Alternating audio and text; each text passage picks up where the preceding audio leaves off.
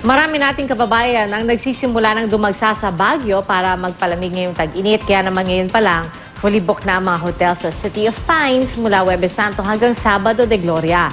May ulat on the spot si Lia Manialac del Castillo. Lia?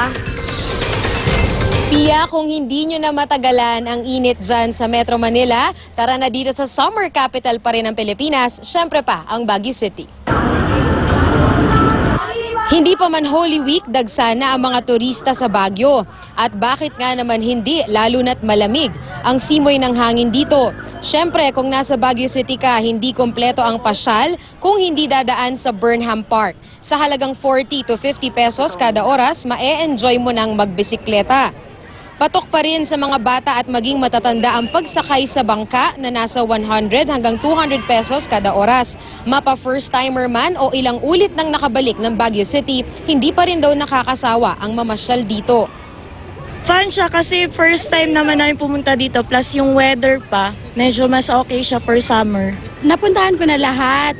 So far, hindi ako nagsasawa pumunta dito. Pero excited ka? Common tourist, Burnham first stop. And then sa iba't ibang part na ng Baguio. Saka fun for the kids. Para matiyak na ligtas ang lahat, hindi pinapayagan ng mga may-ari ng bangka rito ang overloading. 8 hanggang 10 lang daw kasi ang kasya sa isang bangka. No overloading. Para maano natin sila na talagang yun lang ang kaya ng boat. Kasi pag sumobra, talagang lulubog. Bawal ang mga lasing. Siyempre. Bawal ang makulit. Alam. Yuyugin mo yung boat eh. Ba ma-out balance.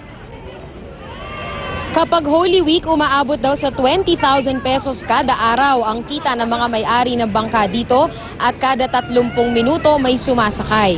Sa ngayon, fully booked na ang mga hotel sa Baguio City mula April 17, Huwebes Santo hanggang April 19, Sabado de Gloria. Mga single occupancy o mga kwartong good for 2 na lang kung sakali ang available para sa mga magwo-walk-in.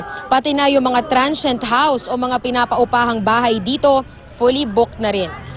Naglalaro Pia ang temperatura sa Baguio City ng 18 to 20 degrees Celsius, malayong malayo sa init na nararamdaman ninyo dyan sa Maynila. Pia. Maraming salamat, Lia Manialac del Castillo.